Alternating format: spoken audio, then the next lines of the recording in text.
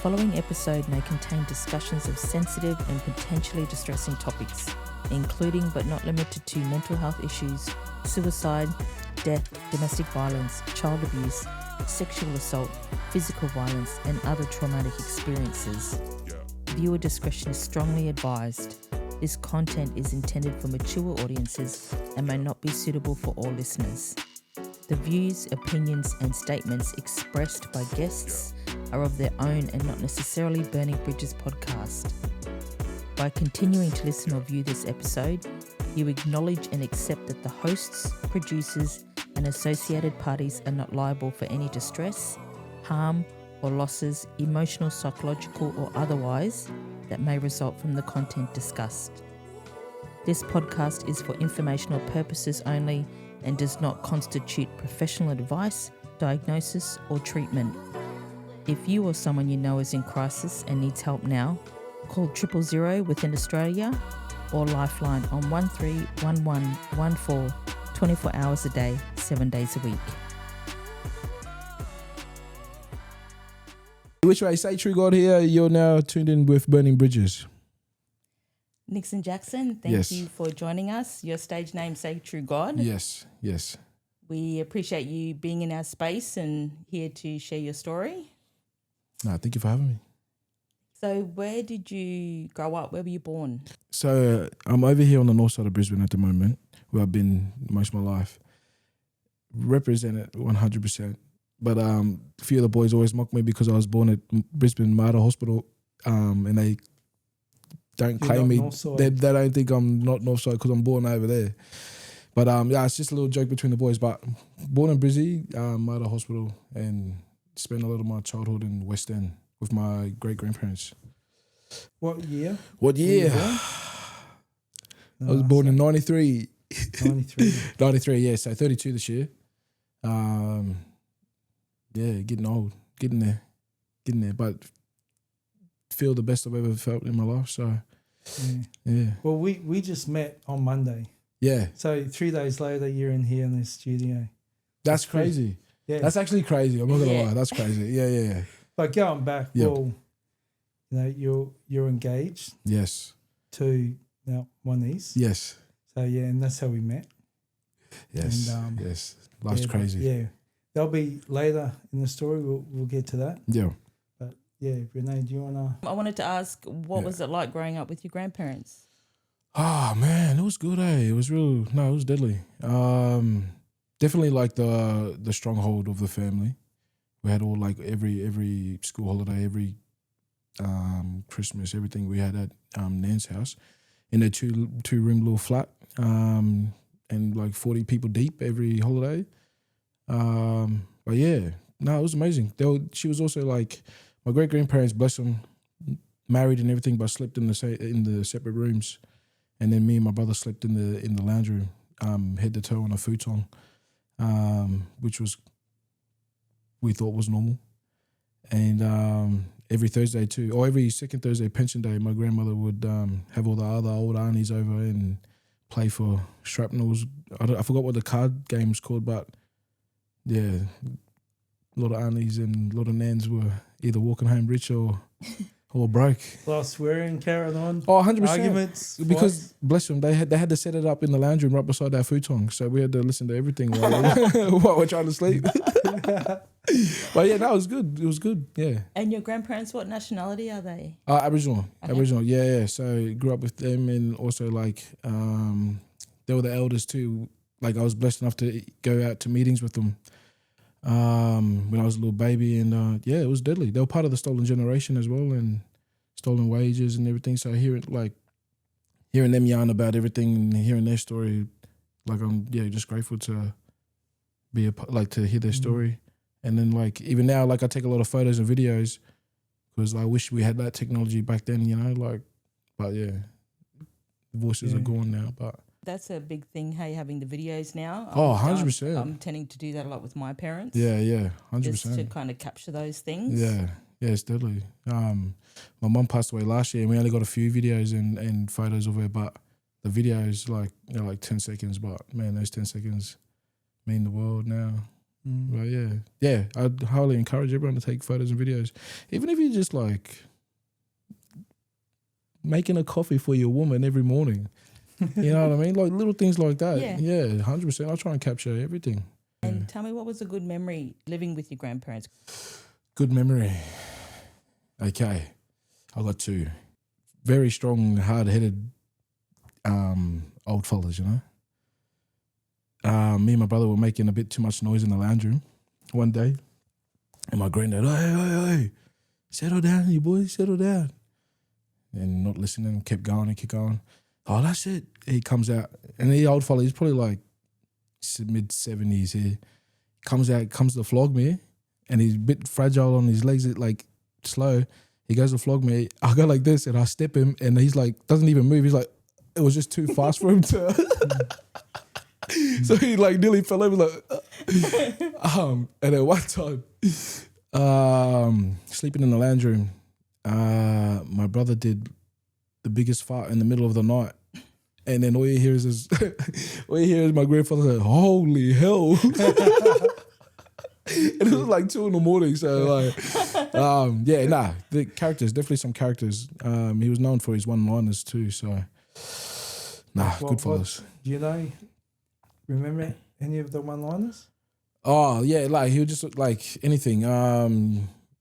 You like it like that, like anything you do. Black followaways sayings. So anything like, you like it like that. But he was known too in the area because he always walked down to the pub and have his beers and then come back home charged up, and I miss those times though. And what school did you go to? Primary school? I went to Western State School, and that was all right too. Like there wasn't many. It was mostly like white fellas. I'll say, what can you say? You can't say wogs, eh? Well, is that racist? I don't know. Like to me, I'm not trying to say it is like you know like. Yeah, but I don't know what's correct. You know these days. It's like they're allowed to call themselves wogs, but no one else is. Oh yeah, probably, I don't know. I'll say Italians. Italian Europeans. I don't know. There was only white fellas, Indians, and like Middle Easterns or something. And what was school like? For me, that was weird, because like there was only like probably 2 other black fellas there, my brother, and then 2 other black fellas, and then like there was like Africans, and they're like different black fellas, you know, not like other black fellas. So like in primary school, I feel like I don't know. I knew it wasn't like I didn't feel comfortable, but I didn't know at the time. I just didn't like primary school, and I think like I just felt like looking back now, just probably like the odd one out. And then went to high school for a little bit at Brisbane State High. Tried rugby out for the first time. Did not like it because didn't know how to play it. And when I got tackled, they weren't getting off me. So rugby union and rugby league, like 2 different things. Used to watching rugby league, these fellas here tackle me. I'm having like panic attack because they're not letting me up. And I'm holding on to the ball and I get penalized. I'm just like, what the fuck is this game? Like, what the fuck? These cunts wouldn't get off me. Like, but like you know, you got to stay in the ruck or whatever. So I didn't last long there and got expelled from there. And what did you get expelled for? What did I get expelled for? Sack whacking. Sack whacking. Sack whacking, yeah. What's that? Is that that must be a boy thing? Yeah, is it like it's definitely a little boy thing. Or something like that, where you slap them on the nuts. Slap them and then. I don't know how I was pinned with the offense, but when I started, like I did it, and then apparently just wildfire, and then somehow come back to me, and then got expelled, and they didn't muck around in them sort of schools, yeah. Oh, that's harsh. Yeah, a little bit. I'm not gonna lie. Nowadays, you probably would have got the cane for it. Oh, and no. You still stay at school, but you got the cane. Yeah, and then got expelled from there, and then moved out to Redcliffe then with my mum. Right. And then went to Clonsouth High School for a bit. got expelled from there. Went to Bracken Ridge, and then another high school that no other school would take me. That was the only school that would take me. Breckenridge. Yeah. Because that used to be Nashville High. Yeah, it used to be Nashville. Yeah, 100%. And then I went there and I seen all the students and I realized why they were the only school to accept me, because I don't know, they're all hard headed there. Or like I could tell, they all didn't listen. But yeah. So what grade did you do there in Breckenridge? From grade 10 to grade 12. I got expelled in grade 10 at Clontarf for being silly. That's a bit of a drive. How did you get from Clontarf out to Breckenridge High? I ended up moving out of my mum's house and then moved in with my grandmother. So grew up with my great-grandparents, moved out to my mum, and then moved out to my great-grandparents' daughter's house, my grandmother, where she lived in Brackenridge, and then I just walked to school from there. Yeah. Can we ask what the reason why you're living with your great-grandparents and your grandmother over your mum? What was the story with your mum? Oh, yeah, mum was just like... she was just a little menace. Little menace. Getting up to mischief. But yeah, I don't know. I think mum was just like, no, she was doing her thing. Yeah. On a little bit of a drug spree and crime spree and everything. We were actually moved from house to house between aunties and cousins and all that stuff in like a shorter period of time, and then our grandparents took us in then. And then we were there with them for ages. And then mum went away for a bit. And then when she got out and got her house over Redcliffe, I think it was just good timing when I got expelled and moved in back in with mum. But during all that time too, like I pretty much like raised my younger brother, Jordan, who's a year younger than me. But yeah, we've been together ever since, me and my brother. He's, out of all my siblings, me and him will be the only full blood siblings. Yeah. So on my mum's side, I've got my brother Jordan, and I've got two half brothers, Tahiri and Keith. And me and my brother Jordan raised those two as well. Like when we moved back with our mum and their father. Pretty hectic, like drug house. I was just telling Alira the other day about how like when we were kids, like our parents would take us into shops or anything and be like, oh, go look if there's a treasure chest in the back. And they were like, oh yeah, treasure chest. So they taught us what like a safe was a treasure chest. And then if we would go at the back and like, yo, look, yeah, mum, there's treasure's there. And then that's their little tactic of, making money and all that stuff. And you obviously always was close to your mum during all of that time when she went away, and you kind of open arms when you saw her again. I think when she come back, it wasn't really open arms for me. It was really, it was more so for my brother, who's a mama's boy, bless him. And like I think I was just used to not expecting more than what she's already given me, So hearing all the jail talk, all the promises and all that stuff, like I was used to it, like, and I could tell like, she's promising this, promising that, but I've already experienced like I've never seen those promises come true last time. And meanwhile, my little brother's like, oh wow, yes, mum, can't wait. And then I'm just looking at my mum, I'm like, oh, bless you. But always respecting my mum though, always respecting my mother, and I feel like I've always respected women in my life only because I've seen my great grandmother and hearing the stories where she come from, and then also still looking after us and providing for us, and even my granddad at the time as well. And then seeing what my mum went through, all the DV as well, seeing what all my aunties go through as well. I think 100%. Like I can't even, when it comes to the women,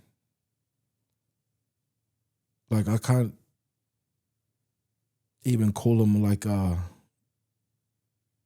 anything other than cis, or you know what I mean. Like I can't say the B word or anything like that. Stuff just makes my, or like even a tone of voice. I can't use a certain tone of voice towards a woman, or if I hear it, I'm just like I'm triggered straight away. And I feel like that comes from like times when I couldn't do anything, and like wish I could, and yeah, like you know, it either makes you the same or it makes you not. You know, so I'm just lucky enough to not continue the cycle sort of thing from my hands or my mouth, or but yeah, I'm still learning, and but yeah, women in my life mean the world to me. Yeah. And like I got daughters now as well, and that was my feelings before I had daughters.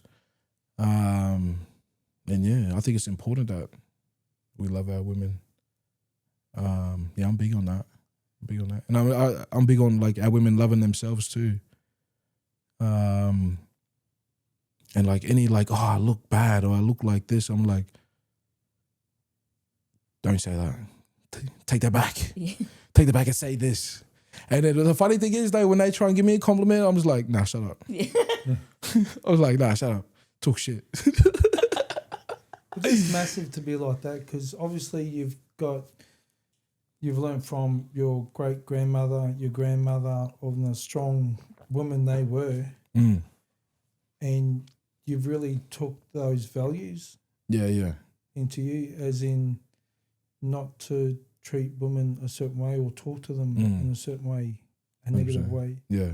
And that's really powerful for a young man like yourself to be that person, a role model, not just to your children, but to, you know, all your fans, your followers, of the type of man to be. Oh, 100%. Aspire. Yeah. Yeah, that's awesome that you like that. No, thank you. Appreciate that. Shut up. Nah. 100%. I think it's, yeah, especially like how we react to in front of our children too. So, how do I explain it? If me and my partner have a disagreement or something, like I've already expressed this to her too, and she feels the same as well. Like I feel like if we have a problem in front of our children, like we should fix it in front of our children as well.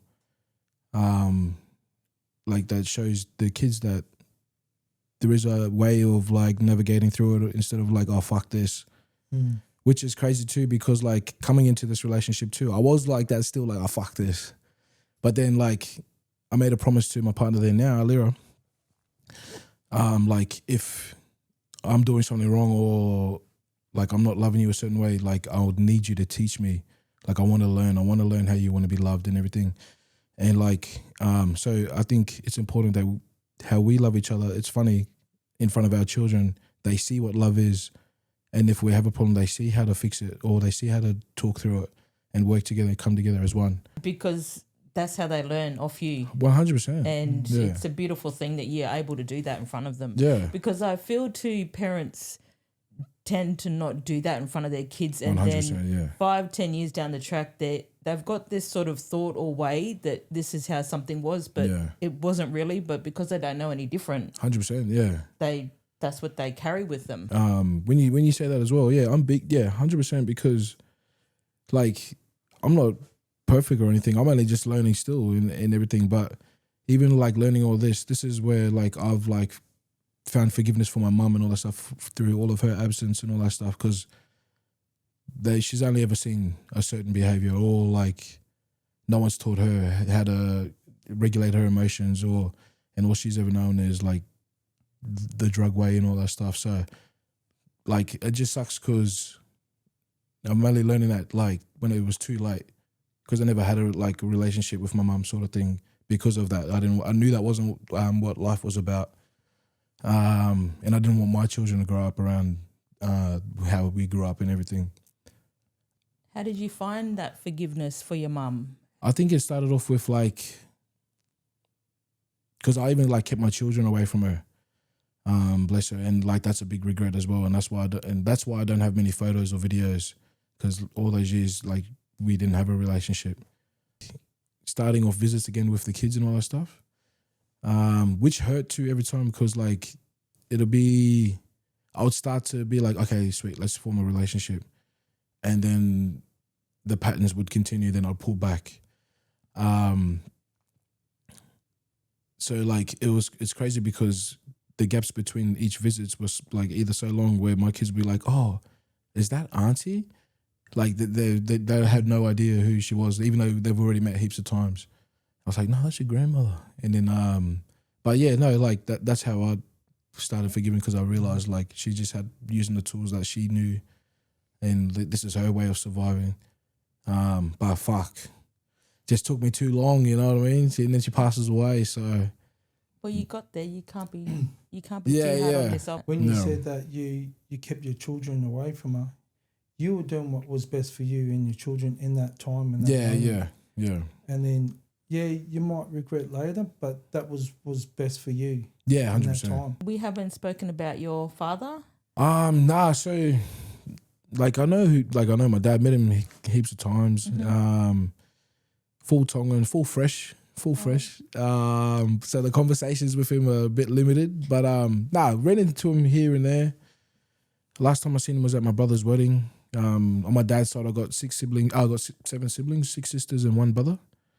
And my brother too. They're a big churchy family.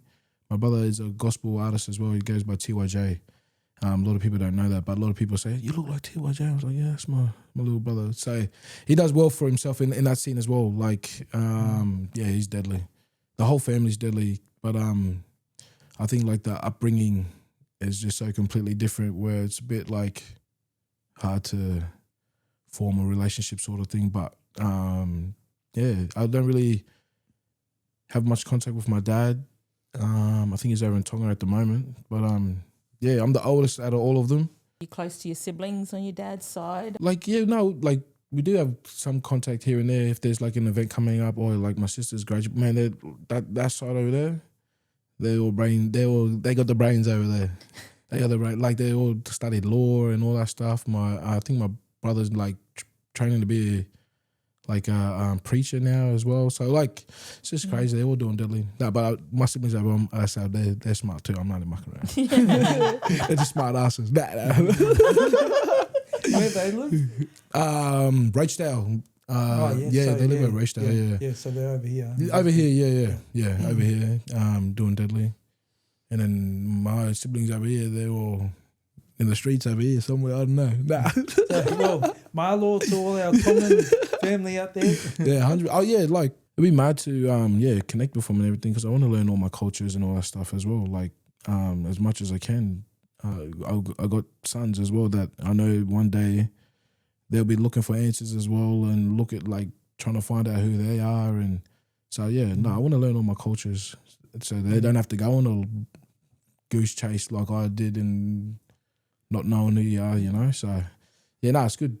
Well, these days there's a massive platform, like even just rugby league. Yeah, you've got the QMC, so the kids get to be around the blackfella mob. Yeah, 100%. And then you've got the Māori.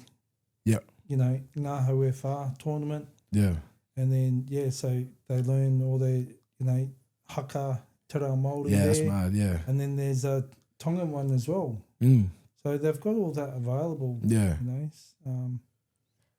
You brought up your brother. Yep. So you've kind of always had that instinct of bringing up kids and stuff. Well, I think like from day one, we've been moved from house to house. So like always been there, like looking after him, changing his nappy, still change his undies and that.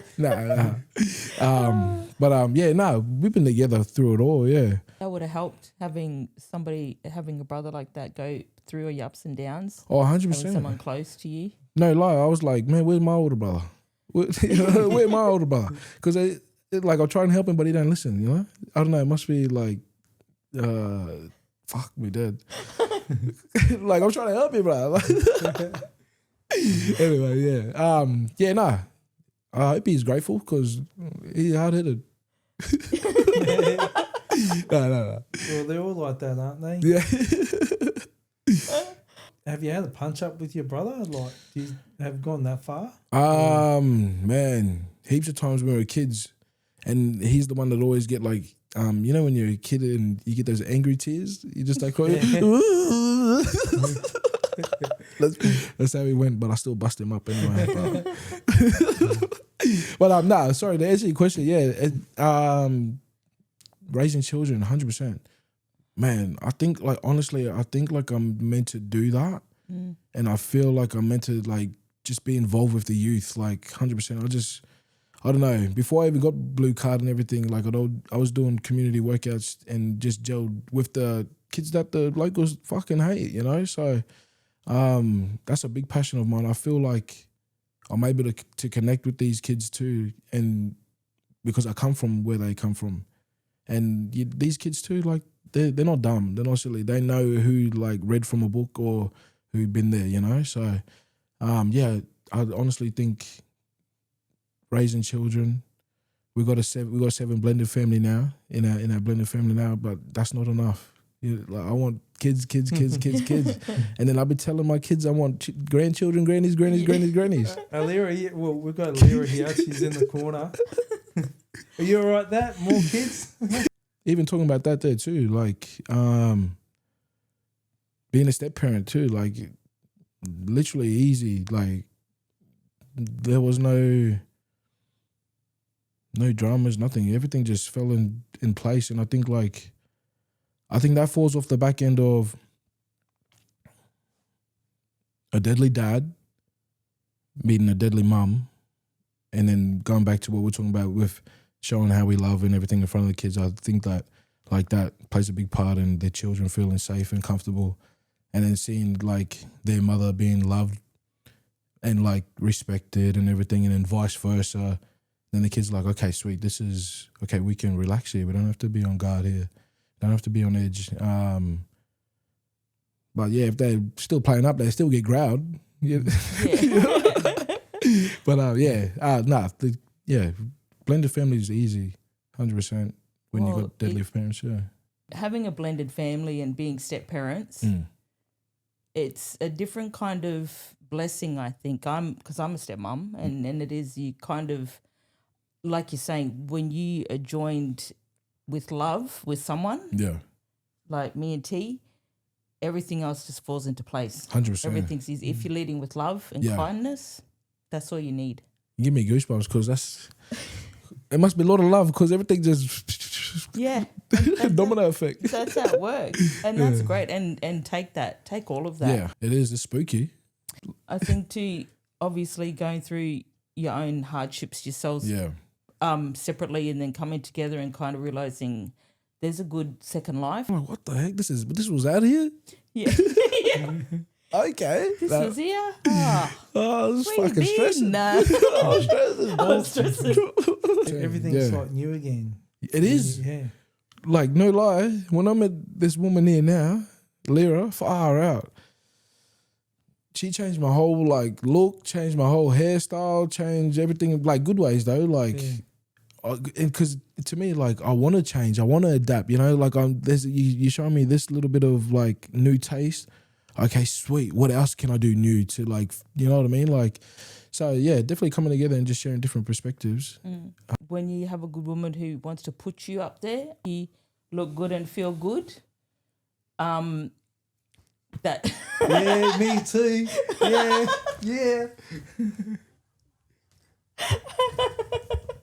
Yes. But when you haven't really known that, yes, reciprocates back. Yeah. 100%. Yeah, just like full circle, like every day, whole 24 hours. Just it's crazy. Yeah. And I'm not used to that too. Like you said, the way she speaks life to me, I tell her all the time too. I'm like, what? And I just spin out. I'm like, what the? Because like, I don't know, you know, fellas go out, do their thing during the day, and through the whole 24 hours, you're battling yourself, you know? And then like, all you want to do is come home and the love of your life is like, I'm so proud of you. You did a deadly job today. Wow. You're amazing. And I'm just like, what else can I do? What else can I do? That's how it's meant to be though. Yeah. 100%, yeah. Just to feel appreciated, man, it's crazy. Yeah. Crazy. For doing like what you feel is the bare minimum. You know what I mean? I'm just like, that's what spins me out too, because I'm not used to this. I'm like, I just did the dishes. That's all I did. But that's what you think that's all it is, but it's not all it is. Yeah, 100. You know, yeah, 100. But yeah, that's Like little things like that. I'm like, like what? fuck, I do it every day. So you have children. Yeah. No, so yeah, got 4 children. Deadly mum. She's deadly mum. Yep. Deadly mum. What's it called? Yeah, she does her part for the kids, and we have an agreement with week on, week off. So we got 50% custody. And it's mad because like, I need my kids. Yeah, I need my kids. So the more, I'm glad that we come to an agreement. We were together 18 years. We were together for a while, and then we just grew apart in the end, and more like roommates in the end, sort of thing. And the week of my mum's funeral, we actually separated that week, which was like the whole. I don't know, when you have a funeral, it brings out the worst in people. So you're battling with like people that you thought were meant to, do their part. That like either they just lost someone, we all lost someone. Why don't we come together and work it out? But went through a whole like family fight during that whole process with planning my mother's funeral. And then during that week, we had an argument and that was it. And then like, to be honest, during that time though, it was like a weight off my shoulders as well, sort of thing. Like I felt like a release and a relief when she said that we're done, and I was like, yeah, cool. As soon as she said that, I just felt like lighter. And then even forgot to as well, like we buried mum, and then the following week, she's like, oh, we gotta have a chat. We gotta talk about co-parenting. I was like, fuck, that's right. We fucking, and in my head, I still haven't even grieved, you know what I mean? So like, and then still in my head, I'm fighting with family. And so I was like, fuck, that's right. We fucking split. Fuck. And then, so I'm back in like, okay, I've got to move out. Got to find a place where I can have my kids the following week, sort of thing, and organise child support and rah. But like, even through all of that process as well, like, never spoke ill of the mother, even in front of my kids or nothing. Always showed love and respected their mother and everything. And like, that's how big I am with the women. Like, I just don't, there's no use in disrespecting or anything. And especially like, we have our differences, but at the end of the day, she's still the mother of my children. And I'm just glad that she's a good mum. But yeah, like, fast forward, and then went through that little obstacle and lost myself, and was a little bit depressed. Because I was couch surfing, no fucking permanent place to stay, and that was just like doing my head in. Because in my head, I'm like, I don't feel like a man, like, especially staying with friends and family, and then they've already got a man of the house sort of thing.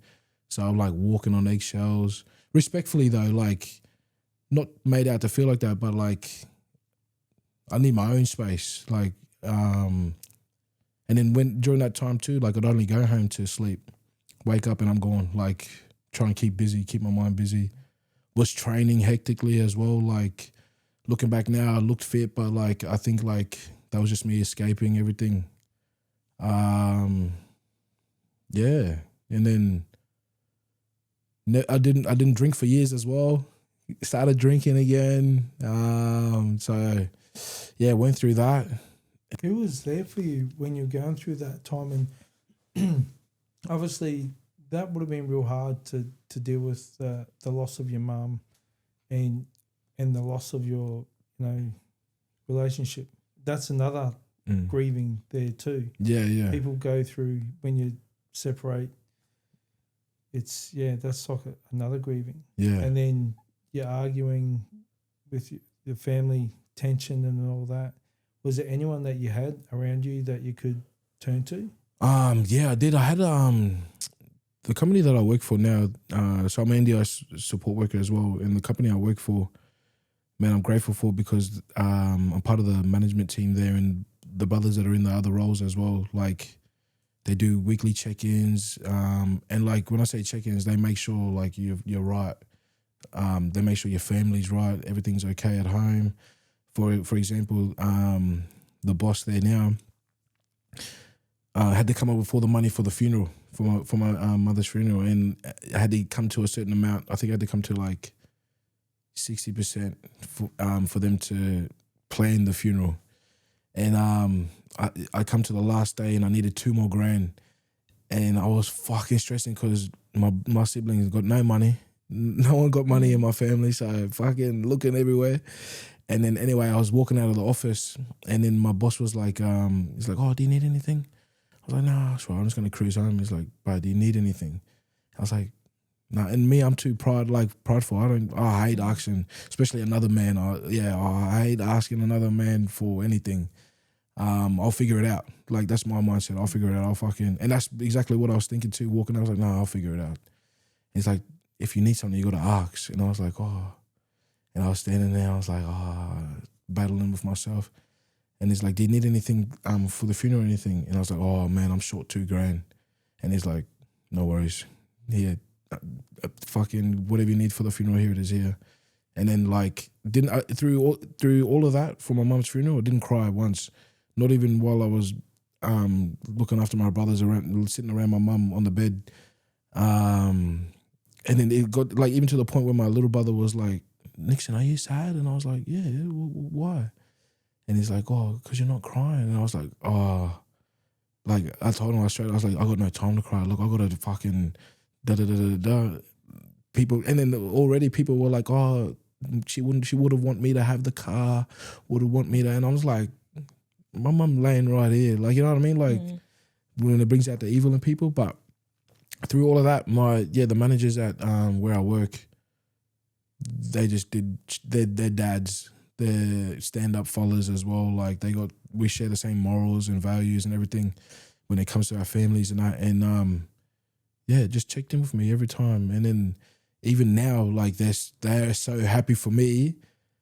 During that process, I'll rock up to work, maybe jandals, not shaved, nothing, look like shit, and then like met the love of my life.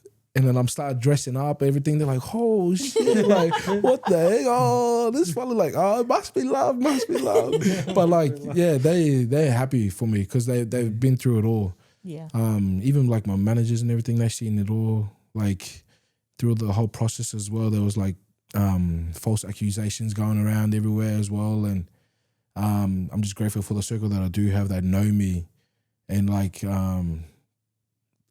I didn't have to defend myself because it's just the shit thing that like the rest of society has already seen and heard all these accusations, and they've only heard that and they got to run with it. So just grateful for the circle I have, the managers, and my siblings just checking in with me.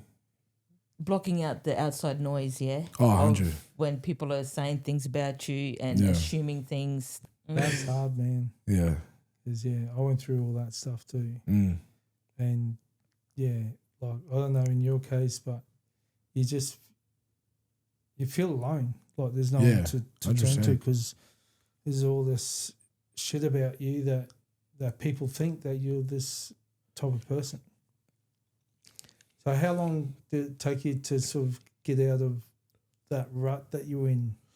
Because of the training that I was doing and how much training I was doing, like I felt like I didn't get into a rut. And like I didn't give myself time to be in a rut, sort of thing. Like you were training that, but you said before that you felt like not a man. Type thing, couch surfing. Yeah. So how long were you in that stage for before you were able to get on your feet and be out on your own type thing? And how did you do that? No, I think I was probably like 6 months, 7 months, which is a shit feeling.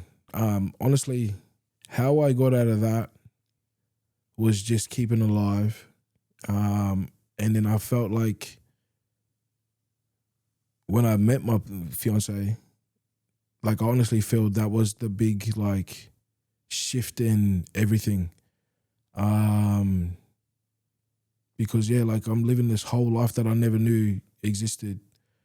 And like you're saying, two different people that have gone through their own experiences and then come together and realizing like fucking yin and yang and just a puzzle like that. Mm-hmm. It's crazy. Like, This is weird because it's what yous are going have done is exactly what we've done. We're just the older version of it. And that's refreshing to hear because like through that whole process, like, fuck, no one's going to understand us. Like, we've only come across another couple that's sort of been through the same as us as well. Like actually pretty like pinpoint actually. And we've just gelled as two couples as well, like big time. So hearing you guys say that just gives us like more hope sort of thing that. Yeah, when I started going to the gym and training, 2 weeks of me like training, then I meet friends. Yeah, and like you said, my whole life just shifted. Yeah, from that 100%. moment. Yeah. It's crazy. That's what I mean. It's spooky. Spooky. Like so many coincidences. Like because we've known each other for a while before we started seeing each other. And then like when we got together, her family knows my family. They grew up together, sort of thing. And we're like, what the fuck? And then like going through our old photos, we realized that we were in the same place at the same time, but just didn't cross paths. And this was like when back in like high school. And have like a lot of mutual friends or a lot of mutual interactions with. It's wild, man. That's like crazy. Goosebumps every single time. Yeah. What like the craziest thing was, so when the flats that I grew up with my great grandparents, it was a blackfella apartment, so just all blackfellas through there. And then anyway, I was filming a new music video and I went back to the flats and I was asked for permission if we could shoot in one of the rooms. Knock on the door and it's one of the aunties that were there when I was a kid there, and she remembered me, and we just caught up. And then she was when I was staying there, she was in a flat that was in the top, but the house that we were actually staying in when I went back, she moved into that room. So she opened the door and then anyway took a photo with her and uploaded it. And I was like, oh man, same auntie, rah rah. And then Alira messages me and be like, I know that's my auntie. I know that house. And so, like, she's been to my grandparents' flat, like, when she was a kid as well. Like, little things like that. Fucking spin out, man. Like, That's so cool. Yeah, it was spooky, but yeah. I love it, though. I love it. Keeps me on my toes. And so after school, and then you became a father in that. Yeah. What made you move into music? What was the passion and drive for that? Okay. Oof. Now, I tell this, right? I tell this story to like on wherever I've gone, wherever I've been. When they ask me about where I started music, it's funny you ask me this because I started. I recorded my first ever song when I was 11 years old, and it was with my uncle at the time, who was an artist and had his own home studio. And anyway, he told me to write a rap, and I wrote a rap, and he read it, and he's like, "What the fuck's this?" And it was about Crips and Bloods and everything. It's like, no, you can't be rapping about that. And I'm an 11-year-old fellow anyway.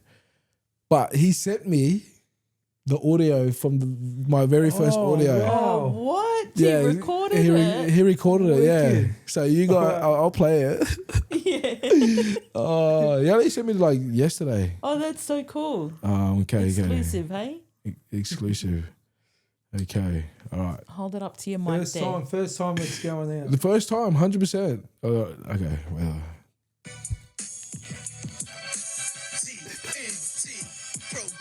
That's my uncle. Yeah, so old school, guys. Everybody listen, this is Nixon, controlling the show. Going straight to the post at only 10 years old. Oh, 10 years old. Grown from my playing train to a fool on liver for a super sane. See what you say? You ain't as tough as you look when I can step to the plate and your crew get shook. That's all it took. Triple threat sent me to get busy. Taking over the city like Tommy can steady. Are you ready? Keeping it steady, never forgive me like Ned Kelly. The West ain't kids stacking the pennies. The world you kill Kenny. I'm drilling the kicks and I'm too deadly when Nixon drop you lose quickly. It's the NIXON, so expect the best show when I Yeah, that's it. It's only just one verse, but that was my very first recording That's when I was cool. mad. when I was 10 years old.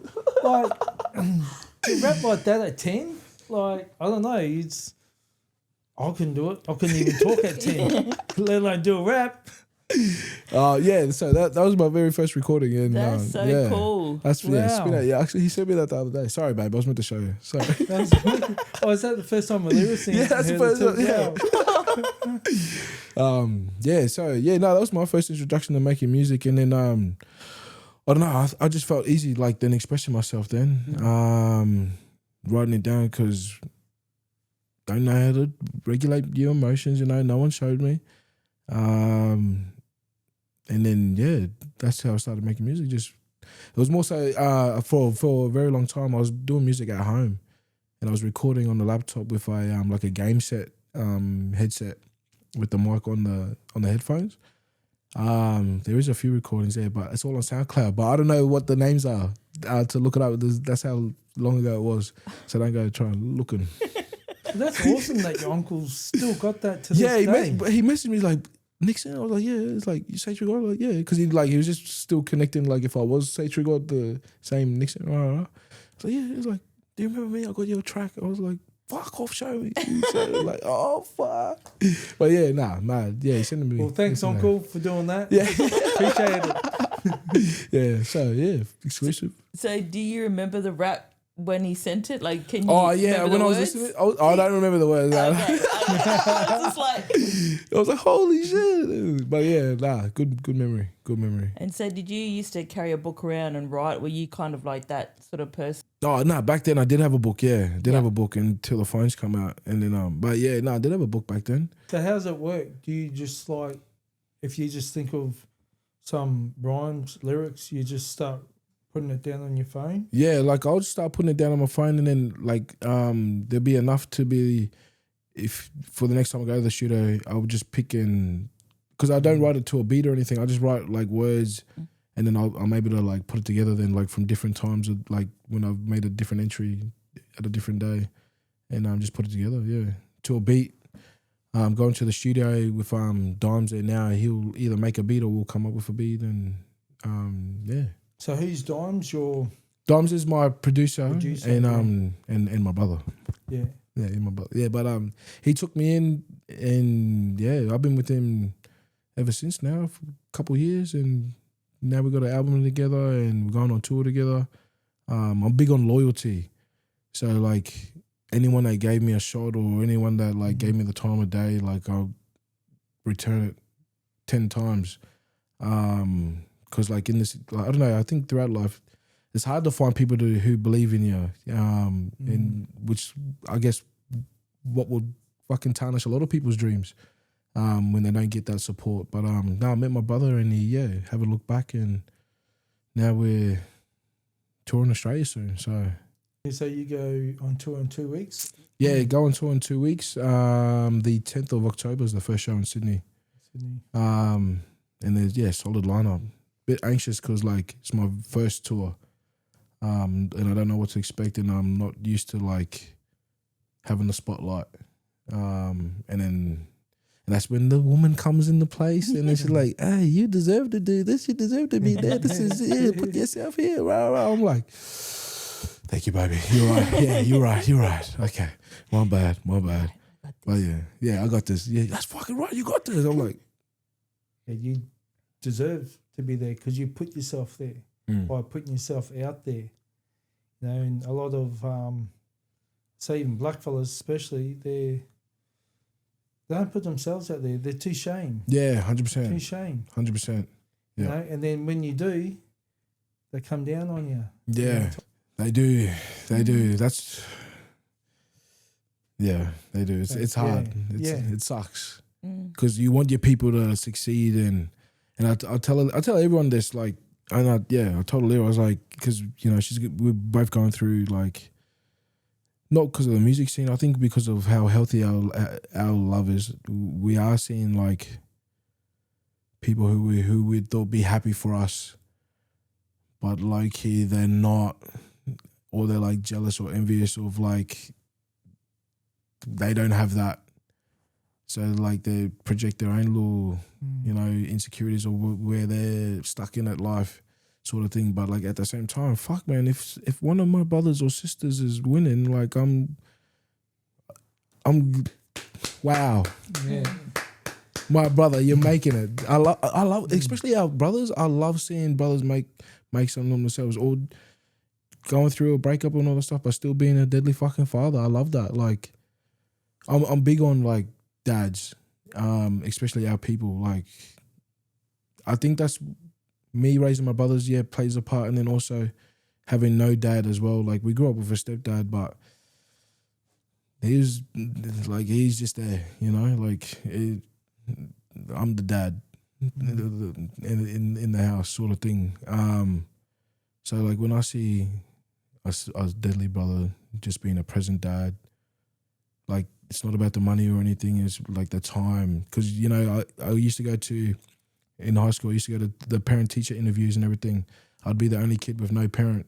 And like even those little moments, they hurt you, man. They hurt you as a kid, like, where the fuck's my parent? Or you see them celebrating, what is it, end of the celebration where you go to the kids' schools and see what they done during that term.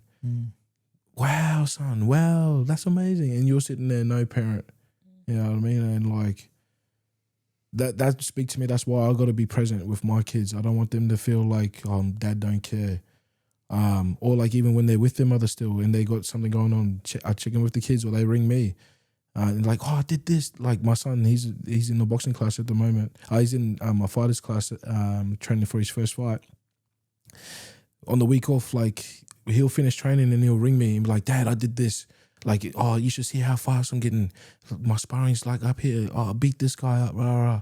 And I'm like, fuck yeah. Like just being present, being involved with kids, and like it gives the kids safety to go and do whatever they want to do and become something, you know? So even saying that, like I have my oldest boy, he's into coding. Like, I don't know what the fuck that is. It means millions of dollars. That's what it means. He's in the coding and stock exchange and everything, and he's trying to show me. I'm like, and I'm being present. I'm like, wow, that's amazing. That's amazing. And in my head, I'm like, I don't know what this is. What? And then like, so who would have thought? I would never think like of this. Yeah. Coming from like just a healthy structure at home. Or like a house full of love, you know what I mean? I would never expect seeing that coming from me. Like, son, if you've seen where I come from, like this behavior or like your dreams to pursue this path, like black fellas don't think like that. And like, I guess they don't have the safety to like be able to think outside the box. And so yeah, definitely I love seeing brothers be present. I feel like I'm talking too much on that subject. But you're a proud dad. That's proud dad, good, 100% proud dad. I love seeing good dads. And so you've lost some friends on your way up. Oh, 100%. Like, speak on that for us. No, like, so I think I'm like I was saying, I'm big on loyalty. And when you lose friends, like to me, like I don't really lose them. Like, how do I say it? I try and bring them with me. But then if they're not like meeting me, then I like it's already instilled in me. They'll be like, well, fuck. In your own time then. In your own time. So like at the same time, I hope they meet me up here. Or like, and if someone's up here and I'm not hating on them, I'm like, okay, he's up here. How do I get there?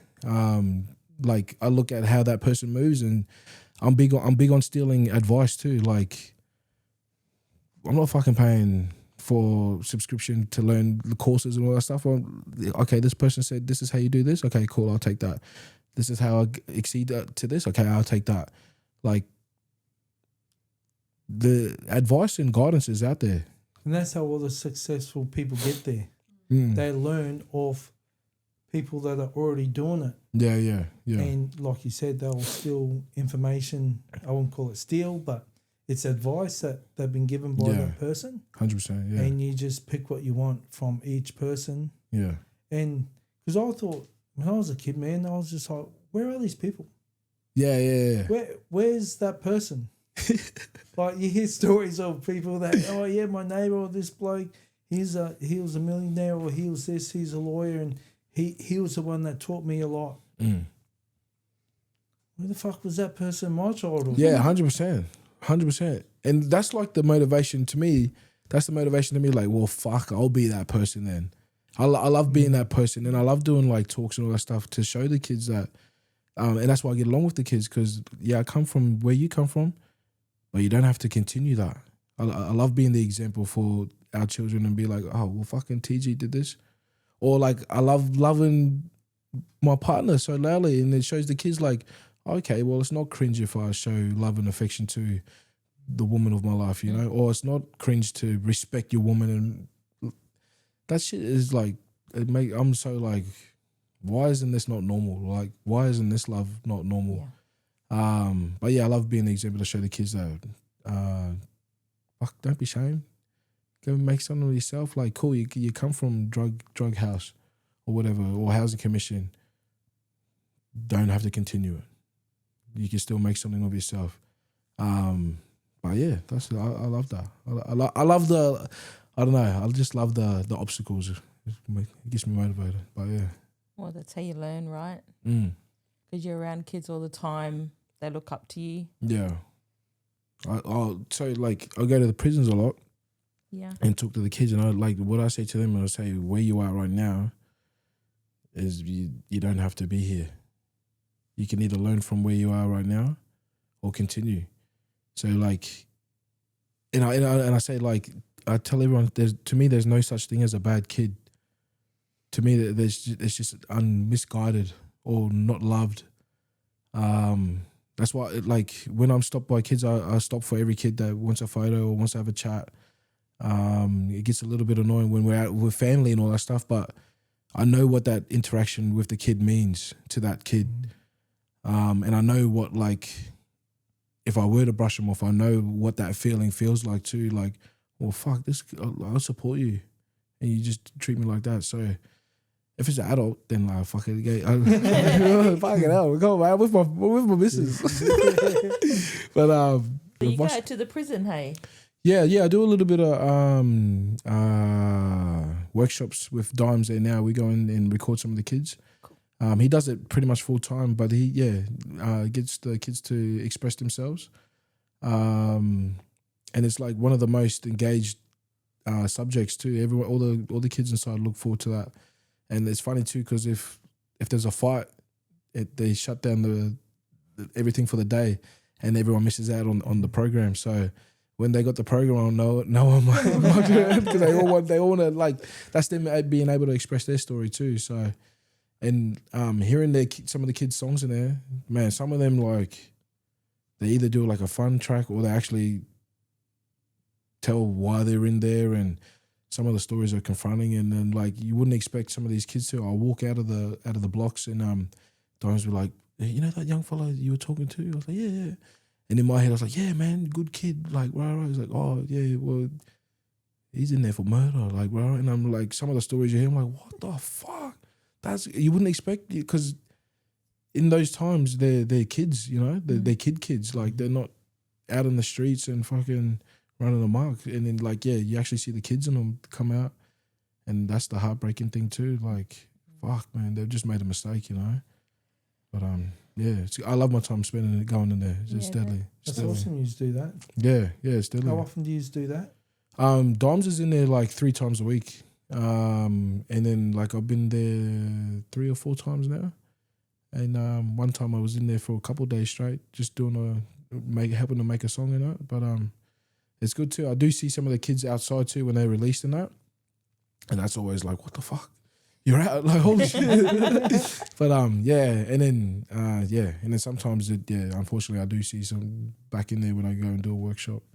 Bless them. But I love giving back to the kids. That's so good. Yeah. And so you're going on tour for the first time. What's been a highlight for you performing a place where you've been to? A highlight. A highlight will probably be there was an artist that come here. Her name, I came here in Brisbane, and she performed in Brisbane. Her name's Barker, and she's a deadly First Nation artist as well. That was a memorable performance for me. I opened up for her, and she just brings a whole different crowd. Like the fucking, she brings all the black fellas out. It's mad to see, but it's like the crowd she brings out. They're all like stand up black fellas, like strong in the crowd, got in there fucking chanting their music.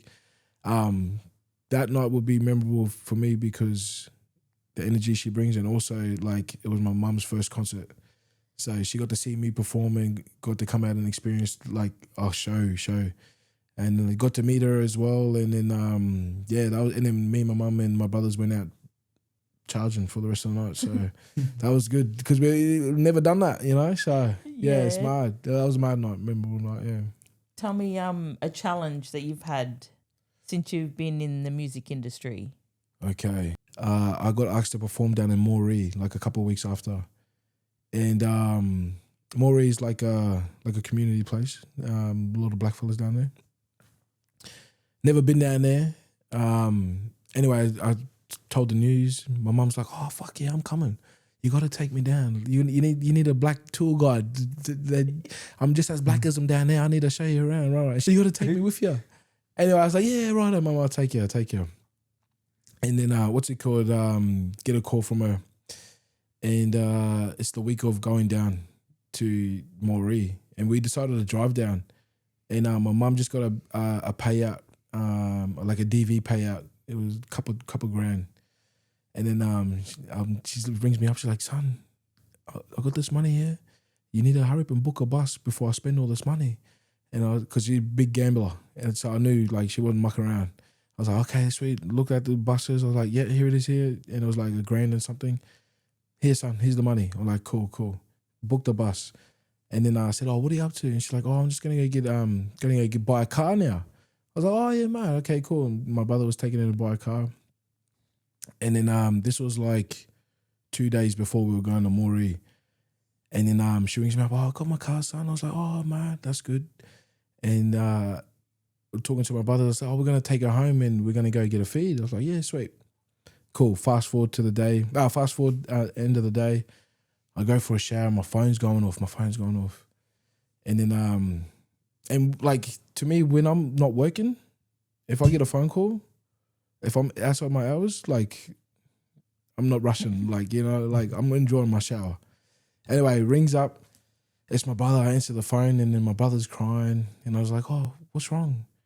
And he's like, oh, mum's not waking up. And I was like, what the fuck? I was like, what do you mean? He's like, oh, mum's not waking up. And then I said, put me on FaceTime. And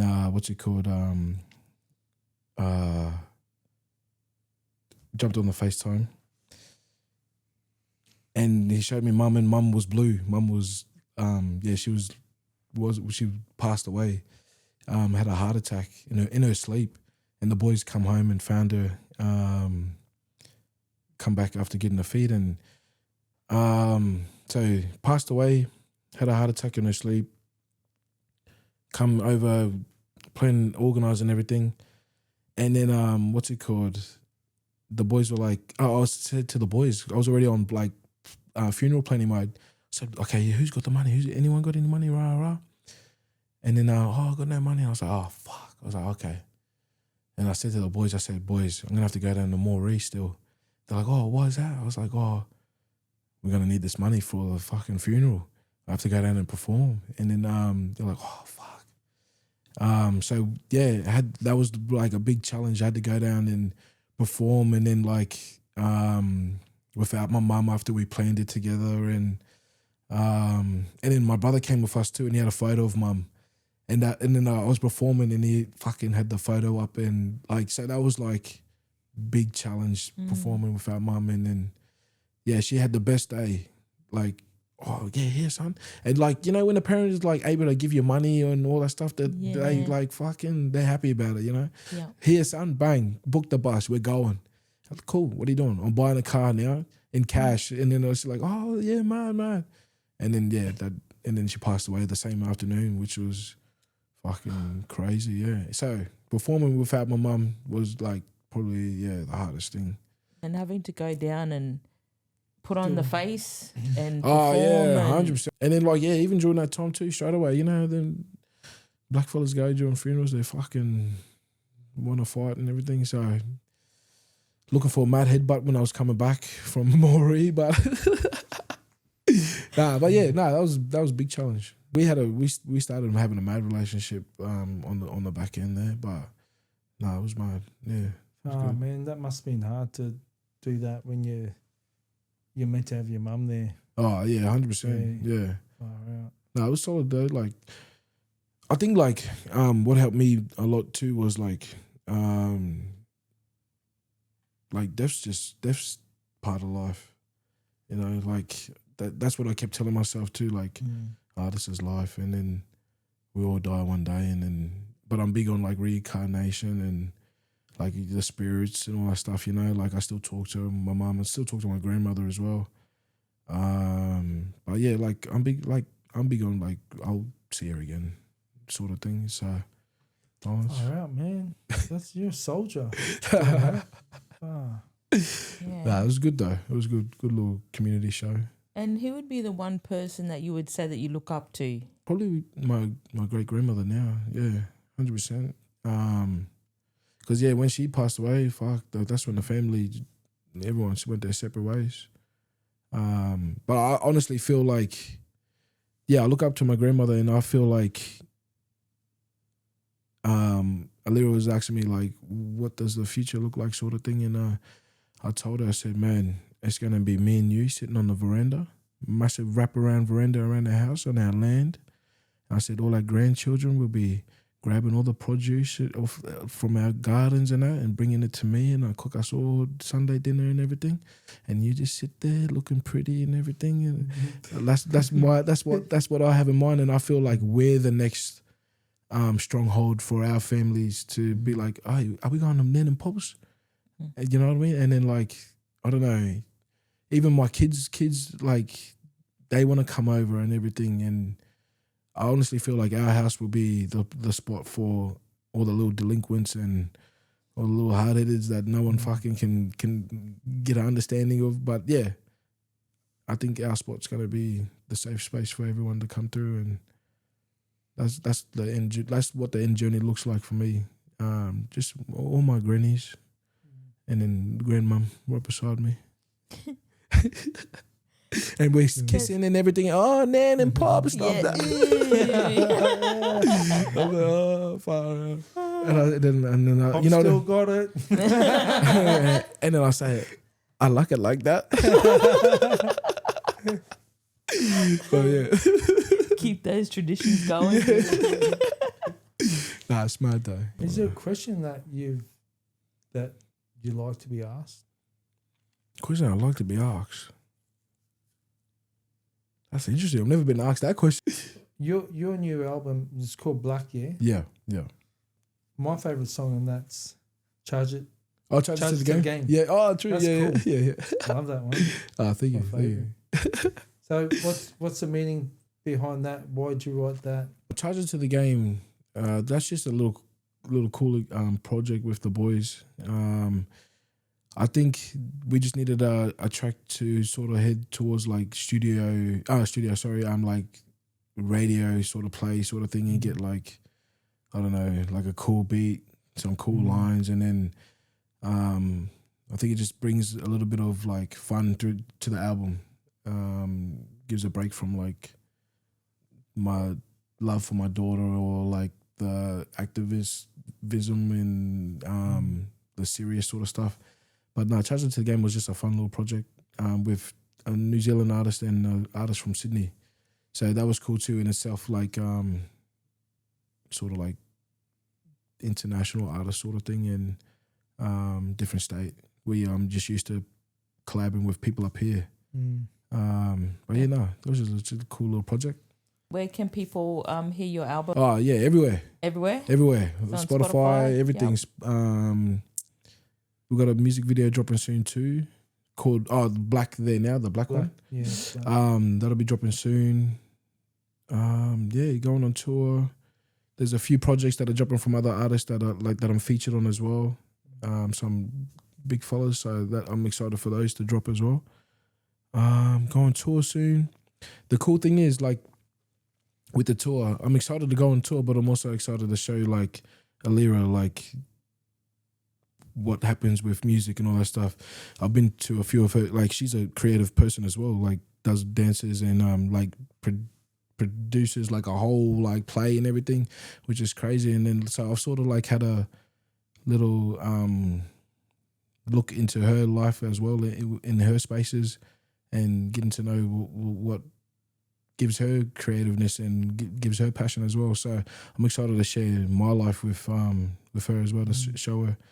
So I'm excited for that. Yeah, That's cool. And where can people get tickets for your show?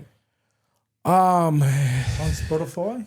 No, I think there's a link in my bio. There's a link Yeah, there's a link in Spotify. There's a link in Spotify. Yeah. You're supposed to know that. I know. I was on there listening. Are you serious? You don't know where to go? Fuck, Okay. Link in my bio as well. Yeah, thank you. Far out. It's somewhere. And on Spotify, and it will just come up. So yeah, do you have a Facebook page, or young ones don't have Facebook pages these days? I do have Facebook, but I don't really use it. It's all Insta, eh? It's all Insta, yeah, and a little bit of TikTok. But yeah, mainly Insta. How are you finding that space, keeping up with social media? Have you always been big on social media? Man, social media, like, it is like draining a little bit, like being relevant and all that stuff, like, or just posting, to be honest, like, but I love posting, like, I don't even post music stuff. I post like family stuff. And the funny thing is, like, that's the stuff that gets the most like traction, because the people want to see that. People want to see like, okay, he's not just an artist. He played footy. Look, he played footy with his family. Oh, look at him and his woman dressed up like cowboys. Look at, like, you know what I mean? Like, they do that. Oh, okay, he is just a normal. And I tell people all the time too. I say, bro, like, when they say they look up to me or something, fuck, man, that makes me like, that gets my heart racing. I'm like, bro, don't do that. Like, don't look up, like, rah rah. And I tell them too, like, I'm only human, like you. I'm no better. We have the same 24 hours. I bleed piss shit just like you. Like, when people say they look up to me, I'm like, it just makes my heart race. I'm like, bro, don't fucking. That's not my intentions as well. Like, I'm just here to. My goal with my music is just to literally leave my voice behind for my kids, and that goes back to taking photos and videos, capturing the memories. Like, I'm just glad because my kids will have my voice, and they can just play it over and over again, and they just sit there and reminisce about dad and just listening to my voice and. Like, my kids, and they're like, hey, that's your grandfather there. You know, that's your great-grandfather. You know, that's your great-grandfather. And they can watch this. And they go, watch this. It might have been he was handsome. Look at him. It's you being genuine. 100%. That's what people look up to. Even moving forward, too, after this album, like, I've already told management as well, like, everything that I do, like, if it's a music video or anything, because I already know, like, where my music is going now, I know it's going to head down more towards like the empowering our people sort of way, instead of the normal fucking like, yeah, hey, look here, I'm cool. You know what I mean? So like, what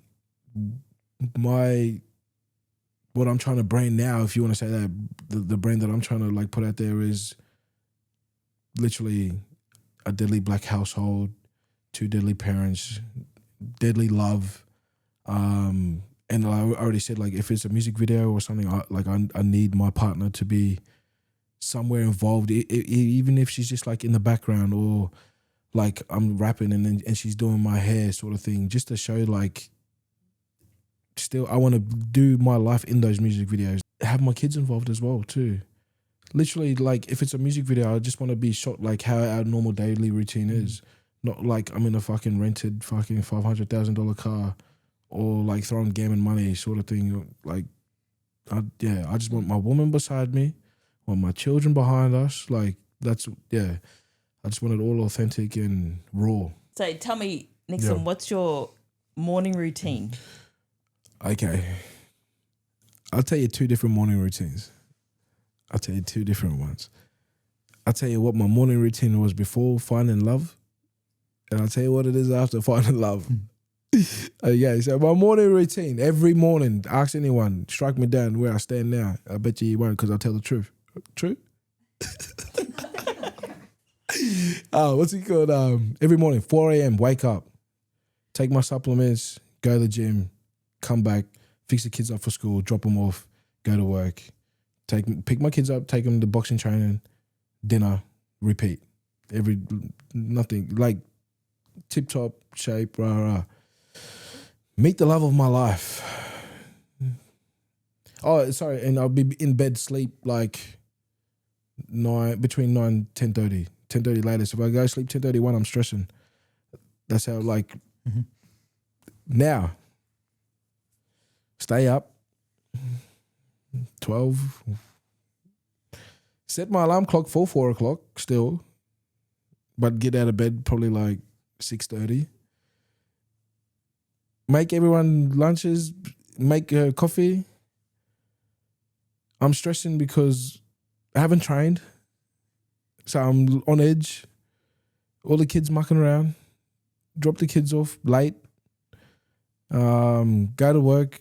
Eating all this stuff. Go to bed, come back at night time and I'm eating snacks, ice creams, takeouts. It got to the point where one of my mates see me eating takeout and he was worried for me because I don't do that. But when you're in love, you know, you're relaxed and you're safe and you're comfortable and you enjoy all the little things. It's I'll call it love weight. You Oh, end up putting love weight on. going down memory lane too, looking at how fit you used to be. I'm like, fuck it. Well, Yeah. You're fit. Thank you. I know what. If you're saying you're not fit now, lock your style, good tracks, Thank you. good kicks. You took that well. Oh work. yeah. Well, she's like, say thank you. When she giving me compliments, I'm like, shh. No. You don't say thank you. You say I know. That's how we go too. Yeah. But I only do it when I get haircuts and when I'm out in public. And then nah. But nah. Like even having little banters, I'm not used to that either. Like I've never laughed so much, Never laughed so much, so hard, and bro. I even tell her like, cause I what's it called? Like I do a bit of boxing and that, and then I was telling her, I'm going to sparring or gonna go sparring or whatever. And she's like, oh, don't get hurt. I'm like, what the fuck? Because like she brought all this love out of me, and like I used to be a little bit womba, you know, like and look for spar and boxing and all that stuff. And then, but she never seen that side, and she just think I'm teddy bear. And then she's like, oh, don't get hurt, come back. And I'm just like, I don't know what fucking hurting me, bro. I'm coming back. I'm coming back. No stress. But oh man, and even my brothers would tell us like, man, I've never seen Nixon like this. I've never. I'm like, fuck. But it's good though. It's healthy and everything. And yeah. So what's the boxing club you going to? My son now he trains at All Star Boxing at Walton. Benny. Yeah, Benny. Yeah. I want to catch up with Benny anyway. Yeah, nah, good gym, man. Yeah, it good is. coach. Yeah. Good club there. Good club. I had an amateur fight out of there. My son's training for his first fight. Waiting for them to announce that, and he's been training his ass off. I tell everyone too, like, my son has a song. It's called "Congratulations" by Post Malone. And literally in that song, it just talks about like no one understands the dedication, or like they see us on holidays now, but like they don't see all the work that we had to do to get here, sort of thing. And it represents my son so well because, man, when I was up at 4 o'clock, he was up too, training with me, running with me, running 10Ks. He's 12 now, but like he's been training since he was like 9 years old. And man, he's a fucking weapon. Like he's a quick learner too. Like quick learner with his hands.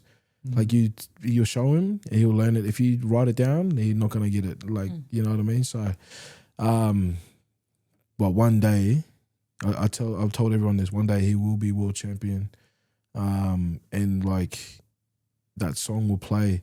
if you ever get a chance to listen to the song, you hear like it's like just being resilient, overcoming all the obstacles, didn't give up, and then like people don't understand you because you have this dedication.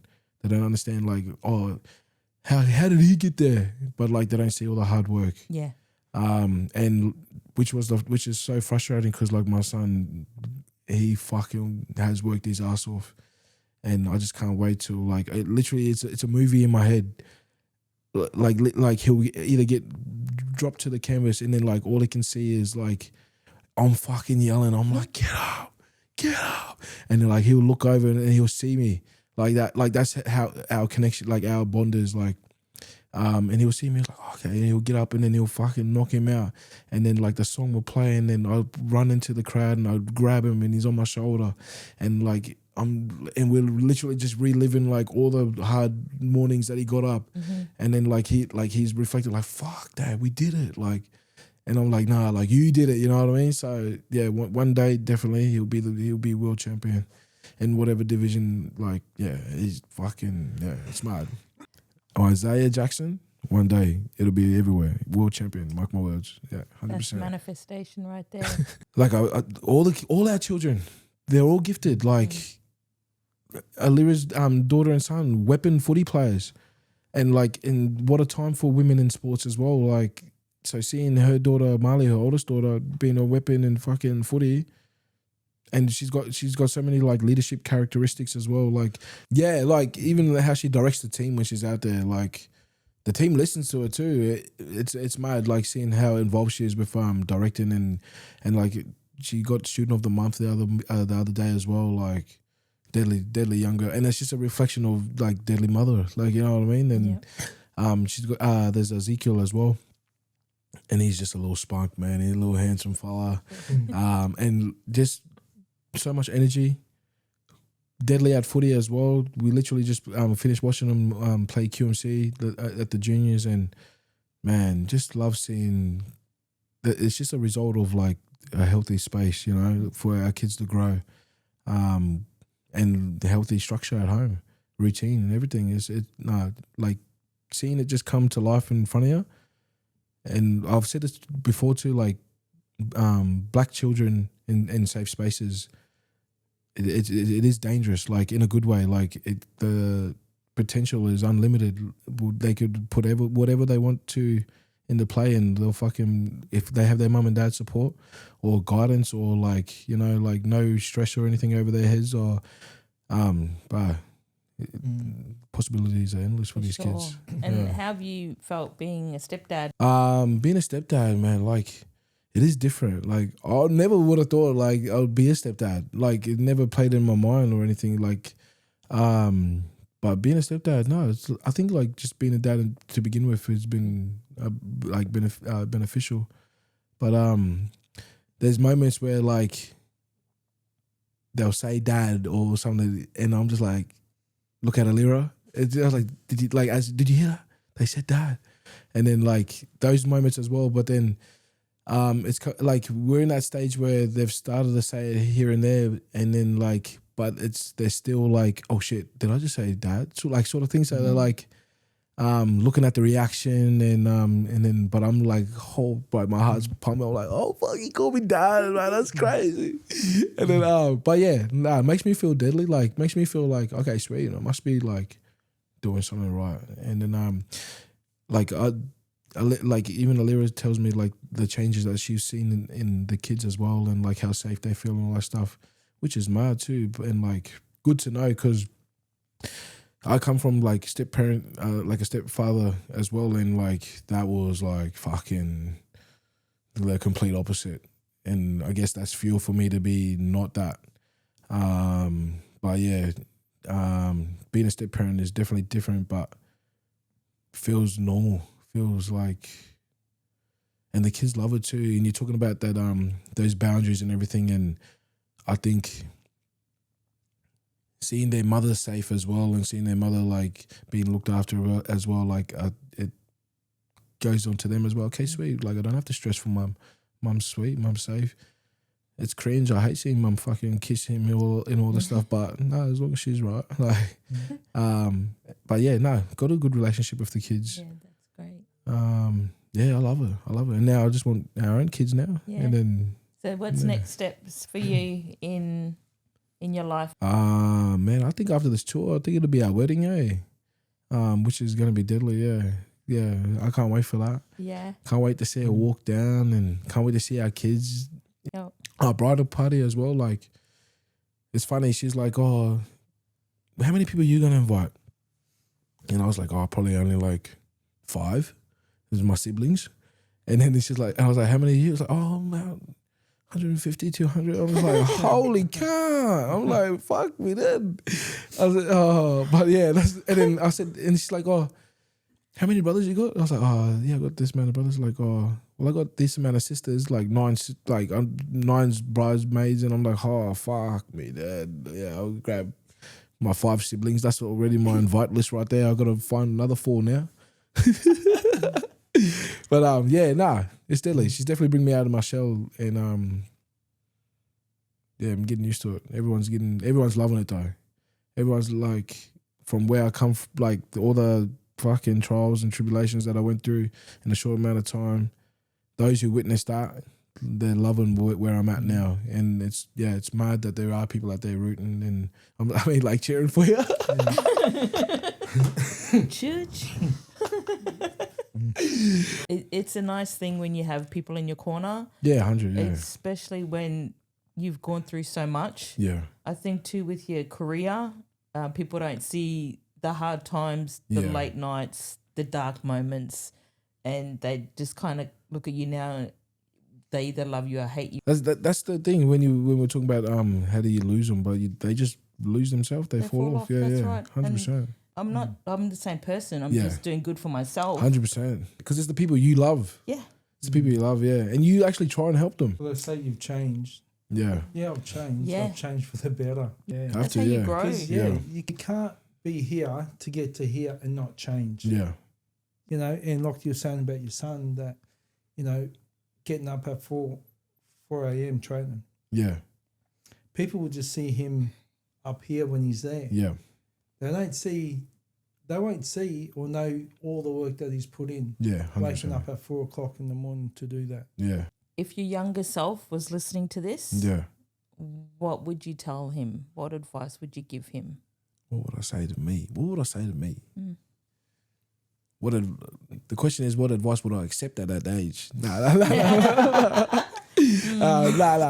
What I'd say, man, I'd honestly say is like, fuck, man. It gets better. Yeah, it gets better. Just keep going. Keep going. And I feel like I'm big on, like, you know how people say, if you're having a good time, right? People say, oh, like in the back of their head, they sort of sabotage it because they're like, this is too good to be true. Like, something bad's going to happen, rah. Like, I've always had the mindset growing up to, like, even in my bad times, I'm like, okay, cool, this is shit. Yeah, I'm having a bad time, bro, cool. But I know it's going to get better. Like, if I'm down here rock bottom already, like, if I can't go any further, it's going to get better. So I feel like a lot of people don't realize that too. Like, they're big on, like, this is too good to be true, and they sabotage it. And then meanwhile, when they're going through the hardships, they don't have the end of the tunnel sight, and they stay in that for a bit of time. But, like, I honestly feel like, yeah, I'll tell myself to stick in there. It gets better. Don't give up. And then, like, everything happens for a reason. That's what I'll tell myself. Like, everything's a reason. Like, there's a lesson in everything. Cool. I've done this wrong. Okay. I won't do that again. But yeah, stick in there. It gets better. Mean. Yeah, 100%. It's mad. Love that. Got anything else? No, I'll just close up by saying you're a true man. What a man stands for. No, true. Oh, thank you, thank you. To be at your age and to have your values and your standards of what it is to be a man and how to treat a woman, it's more men need to hear that and be like that. Yeah. So I really take my hat off to you because you're the true, genuine man. What a man is and should be for his family, for his woman, and say true God. My man. Thank you, brother. Thank you. I don't like compliments, so thank you. Say I know. Nah, definitely. Thank you guys so much.